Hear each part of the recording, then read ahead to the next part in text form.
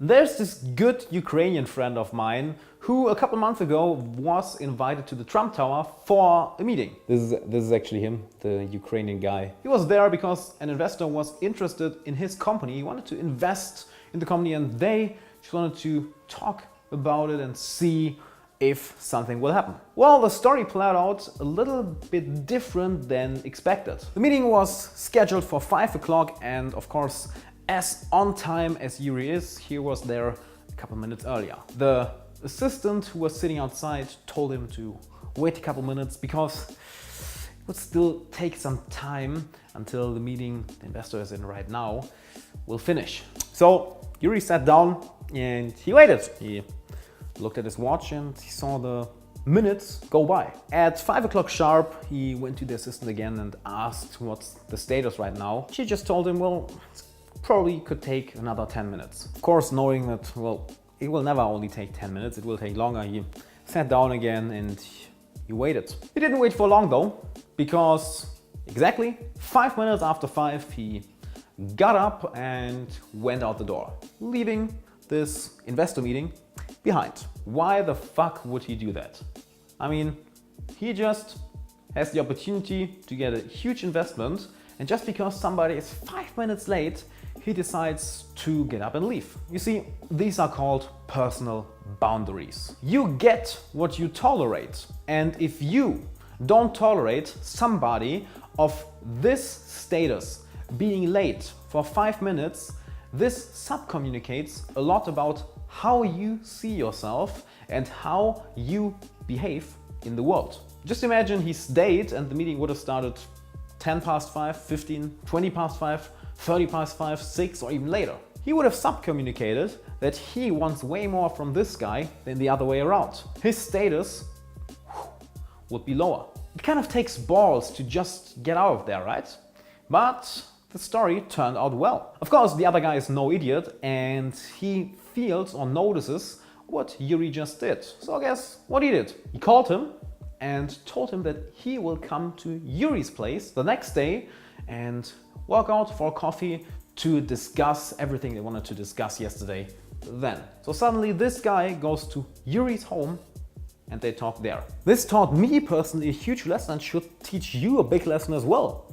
I mean, we often kind of fear that we are disrespectful or that we are rude towards other people if we behave in a way like this. However, imagine how you treat other people. You treat people the way they expect to be treated. And if you have high self-esteem and also show this to the world that you don't tolerate immature behavior like this, for example, not being on time by somebody who's this successful. Oh, and Yuri just said that the guy he wanted to meet actually was in the tower. I mean, he was in a different meeting. It's not like he was out of town or something. Depending on how people behave, we make assumptions about them, we categorize them in a certain way, and then we behave towards them the way we categorize them. In this situation, Yuri suddenly got the upper hand by just this small move. Therefore, look at yourself. Where are you not behaving in a way that you want to? Where are you not behaving according to your self-esteem, according to your confidence, according to what you want out of life? The fear of offending somebody or not behaving in a nice way towards somebody just because you want to defend or show your personal boundaries is a fear that will actually stand in your way. People will like you less because of it. Just remember a time where you met somebody who had very strong personal boundaries. How did you act towards him? You kind of respected him more, right? And on the other hand, think about somebody who was a people pleaser, who doesn't have strong boundaries, and who bends himself backwards not to offend anybody. You probably didn't have that much respect for this guy. So ask yourself, who do you want to be? I personally learned a lot from Yuri, not just through this story. And I want to tell you another story out of my life, which happened, I think, 2 years ago, where I failed miserably to establish my personal boundaries and I paid a huge price for it. When I started my coaching career, I think I was a year in, I had certain contracts set up, certain bank payments and certain boundaries that have to be met before we can start our coaching. With one guy with whom I had, I think a 2-hour session in one afternoon, I neglected these boundaries because we were sitting at a public place around the corner of my house And I knew that, hey, I have this contract here, but you know what? Let's sign it afterwards. Just give me the money after the session because we're here and we're kind of 5 minutes late already. So let's just start. We did the coaching, everything went great.